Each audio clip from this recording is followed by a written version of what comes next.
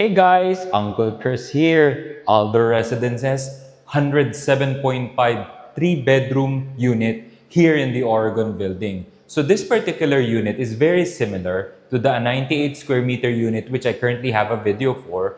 Pero itong unit na to has a slightly better layout and obviously it's bigger then. So the bedroom is slightly bigger except the main difference is, as you can see on the back, this is actually a unit located beside the elevator. So again, going back dun sa earlier video ko, Uncle Chris, maingay ba tong unit na to? Definitely not. Kasi this particular unit, as you know, dun sa previous video ko, is ang mga unit na nasa likod ng lift natin is yung pundasyon niya is very thick. So any noise coming from the elevator is actually not hearable at all or hindi nyo siya maririnig dun sa loob ng unit natin. Kita nyo naman sa echo but you probably can't hear it with the mic that I have on. So this particular unit, again, is 107.5 square meter. So the living area alone, the combined living and dining area, is already around 31 square meters. And then the kitchen, on this side, is actually another 8 square meter. And then this particular room here is your smallest bedroom, which as we enter here, so, kita nyo naman, pagpasok na dito sa bedroom na to, this particular bedroom is actually 9.85, so almost 10 square meters siya. So, in comparison dun sa 98 square meter natin, wherein yung bedroom na to is particularly smaller, this one is very big and then may full-size window din siya, which can be good, pero syempre, lalagyan nyo na lang siya ng blinds or ng curtain para hindi siya visible kasi nasa hallway yung particular area na yan. So tara, punta naman tayo sa kitchen area. Okay, so here naman tayo, going to the kitchen area. As you can see here, this particular kitchen area is almost 9 square meters big. Let me just check that. Alright, so the kitchen area is actually 8 square meters big. So typical kitchen yan, as you can see, it's spacious na. And then you have enough walking space and then you've got enough cabinets here. And then this is going to be your provision for your range hood. And then this is going to be where your ref is going to be put. And then you have enough counter space and a lot of cabinets. Both on nandun sa taas and then nandito sa baba. So enough space na siya as you accept the unit. So technically, hindi nyo na siya kailangan ipa-renovate. And then, looking at my back, kitang-kita nyo naman kung gaano kalaki yung living and dining area na yan. So,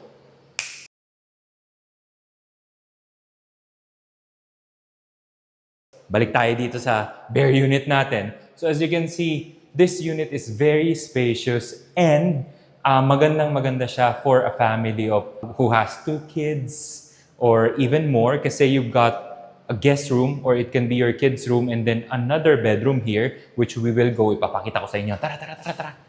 Come here. As you enter here, on this particular bedroom, kita nyo naman kung gaano kalawak tong space natin na to.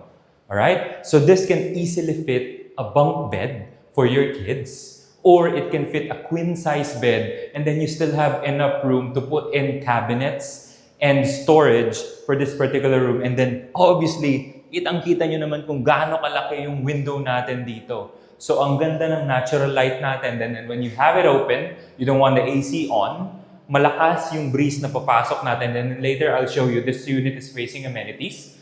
So, makikita nyo na napakaganda ng view for this particular unit. So, going inside the master bedroom, as you can see, this is also, you're probably wondering, Uncle Chris, parang ang liit ng space. Kita nyo, di ba? Merong space dito. Kasi, this is a drywall. And then it goes for the provision for a walk-through. Kung iiwan nyo siyang bukas or kung lalagyan nyo siya ng some form of a door, it can be a walk-in closet. And then as you enter, papunta dito, nandito naman yung ensuite natin. Alright? So the ensuite is typical for a master bedroom, especially on a 3-bedroom unit. Sila lang yung may mga ensuite. And then going here, so, your master bedroom has its own private balcony which is not shared dun sa balcony sa living area natin. So, when you have guests, they have the freedom to go to your balcony and enjoy the view But at the same time, hindi nila kailangang pumunta sa bedroom nyo para makapunta sila sa balcony natin. So, this is the view of this particular unit.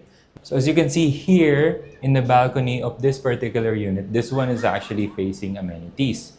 And then going to this side, as you can see, yun, no? Yung kulay blue na yon, yung nakatakip na yan, that is actually Shantong building of Mulberry Place. So this particular big layout of 3-bedroom unit isn't available anymore in all the residences kasi fully sold out na nga siya.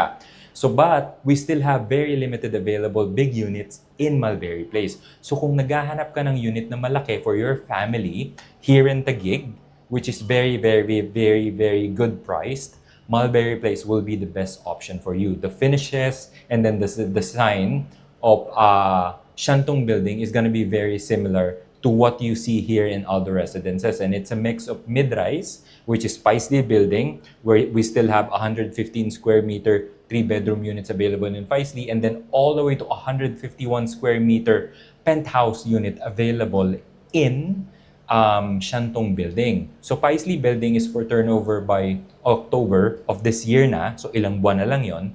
And then Shantong building will be for turnover on June or July of next year. So very, very, very short wait time lang yan in order for you to prepare. So it's a really good option, especially if you want a big unit to invest in for you and your family. So to know more about Alder Residences or Mulberry Place or any other DMCI property that you're currently considering right now, kilala nyo na naman siguro ako, guys. Uncle Chris. Message nyo lang yan, i-google nyo lang yan. You'll see me in every DMCI property that we have available. It has all my contact details.